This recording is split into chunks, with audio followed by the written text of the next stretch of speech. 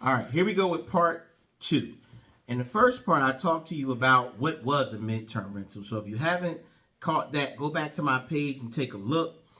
What I want to do today is I want to talk to you about why would you get into this space. As I said previously, I have a small portfolio of rental properties that I've had for quite some time. And what I have been recognizing recently is the quality of renters that I have been attracting because of the area of my house has changed over time.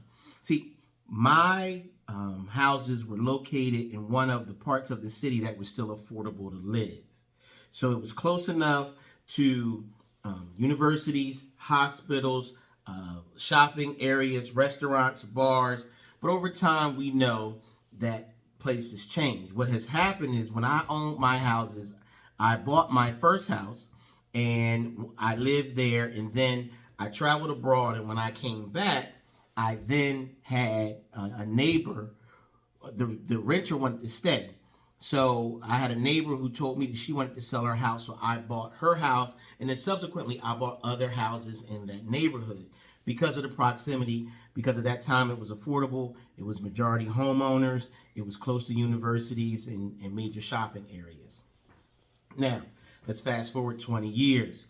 The neighborhood has changed. Has it tanked? No. But many of my neighbors that saw me begin to purchase in the neighborhood and rent, guess what they started doing? Now they're renting. Now we have some novice landlords. We have some experienced and seasoned landlords. But then we also have people who turn it over to a management company.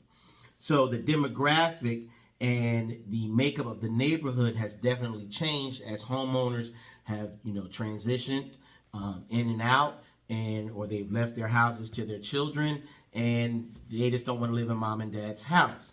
So these are some of the obstacles that I'm facing. So what I'm attempting to do is to try to stay viable and try to stay profitable as much as possible in this space.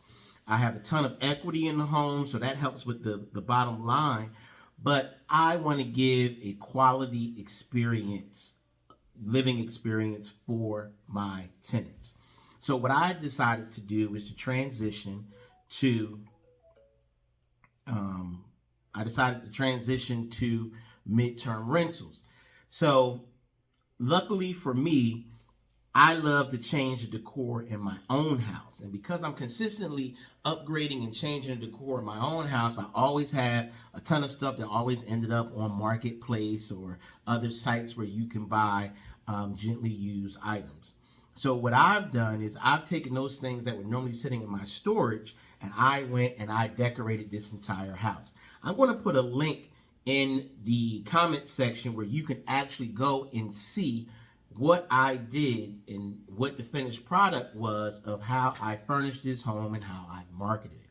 So there are tons of sites and tons of groups on different social media sites that you can go into and you can advertise your home looking for a specific demographic. I go after traveling nurses, professors, graduate students. I have rented to some students in undergrad, but that's a whole nother niche. And what I've also looked at is renting to people who are on relocation. Their job has transitioned them to the city in which I have my homes.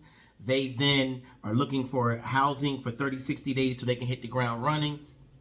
They're starting their job in a week, and they can only get here and, look for housing for 2 or 3 days.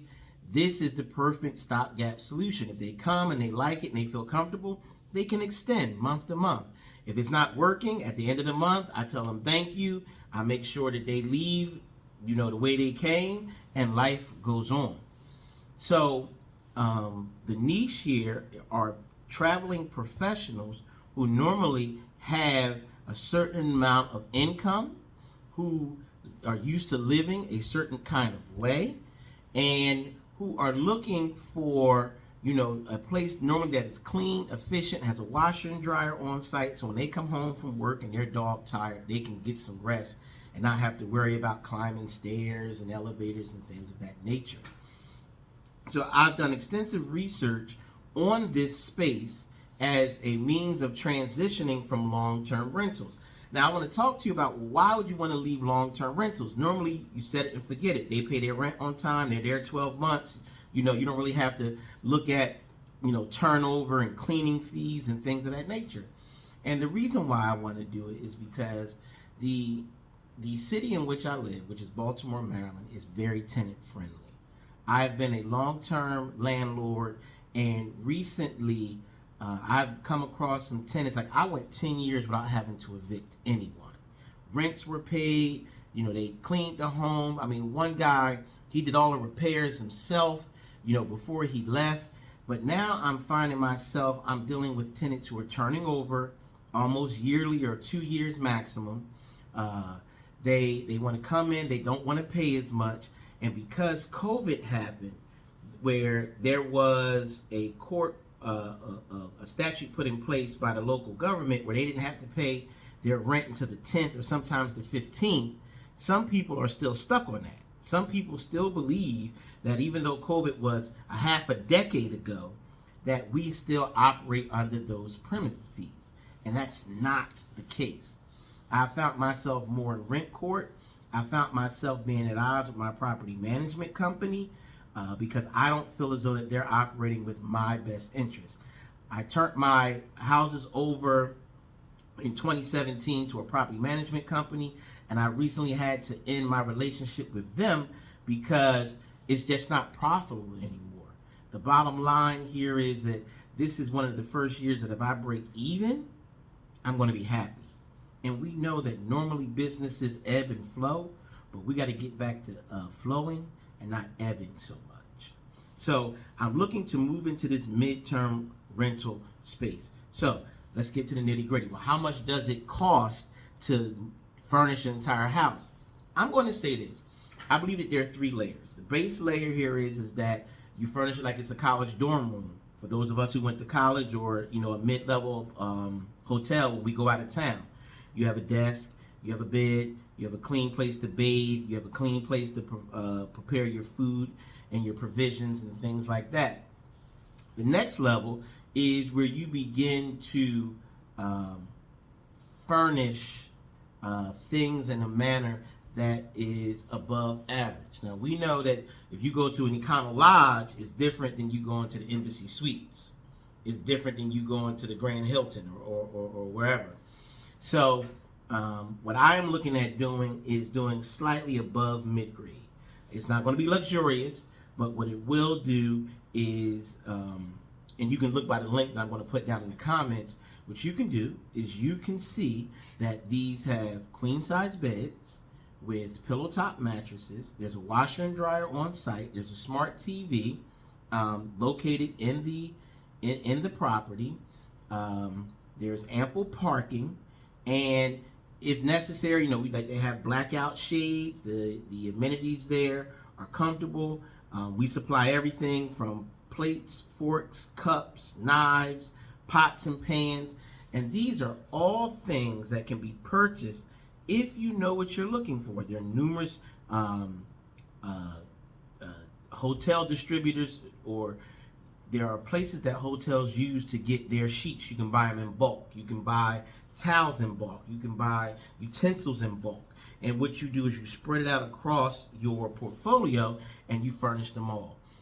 For those of you who like to give a good bargain, Marketplace and many other places, you can get a very good gently used bed frame for a decent price. I don't necessarily mess with box springs and mattresses that have been previously used.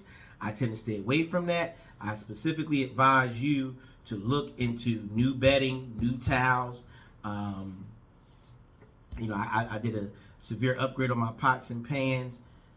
For the most part, I don't really cook that much as much as I used to now that my children have moved on.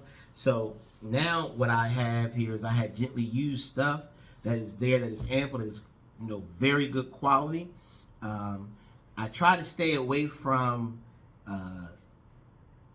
companies that use particle board, especially that European company that uses particle board. The stuff looks very nice, but over time, it kind of wears down. I try to find stuff that is genuinely good wood, gently used. Maybe I got to sand it and restain it, but these things actually work one of the things that I actually saw, there was a local clothing store in my local mall. Because of the online presence, they were closing their flagship store.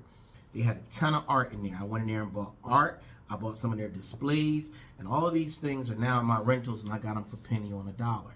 So you can get into this rental space without spending a ton of money, but it also allows you to be creative. Your house doesn't have to be cookie cutter. Like the same way how there are some people who went over the top with their Airbnb themed rentals. You can, like mine is very, I've always thought in terms of a sanctuary. I believe that your home should be your peace. So mine is very calming. There aren't anything that's real bright and loud. There's one room that is very colorful, that if someone, they respond to that, they can go there. But everything else is just very serene, very comfortable, very, very modern, straight lines. I don't do a whole bunch of ornate furniture or things of that nature because it's not calming to me. I am gearing towards people who go to work all day, and when they come home, they want to be comfortable. And I think that is what I'm aiming for. So we're going to hold up there. We discussed how you get into rental space and some of the things that you may have to, and some of the costs that you incur. But I want to begin to talk about advantages and disadvantages in the next video. So lock in, stay tuned, because we're going to learn about midterm rentals. And be sure to take a look at the link below, because the link is going to show you what my house looks like. And then we can come back and we can talk about, hey, why did you choose to do this and what are they looking for? So if you already haven't done so, go ahead and like and share. And if you haven't done so, go ahead and subscribe or follow, because I'm going to tell you all about midterm rentals.